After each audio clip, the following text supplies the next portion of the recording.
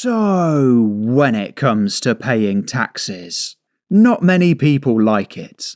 I mean, let's be honest, it's probably one of your least favourite things to do. But unfortunately, now that we've got a Labour government in power, you can guarantee you're going to see some pretty strange taxes. Because it says that campaigners have called on the Chancellor to introduce a controversial pay-per-mile road charging scheme.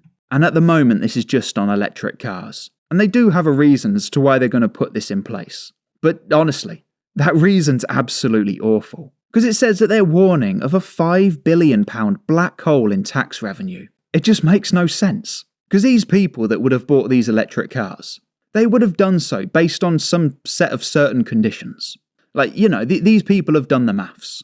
And they figured out that an electric car works for them. But now they've got people campaigning to the government just because they want people who drive electric cars. They want these people to pay a tax for every mile that they drive. But this situation right here, it's entirely the government's fault. Because they've sat there for years trying to get you to drive an electric car.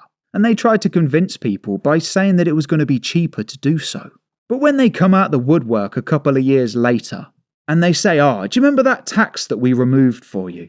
Well, it looks like we're just going to have to start charging you again. And it's not just London as well. Like most of the time that we've seen ideas like this, it has just come from the capital city. But this is for the whole of the UK. Just up and down the entire stretch. Just essentially doing a complete 180 and just leaving us out of pocket. And also with things like this as well. I'm sure at the moment they'll keep it to just electric cars.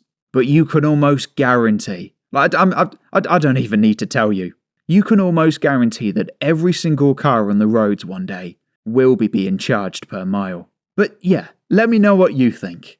To me, this is just an there should be a line in the sand. Just charging people to drive per mile. Like I said, for me personally, I don't drive an electric car.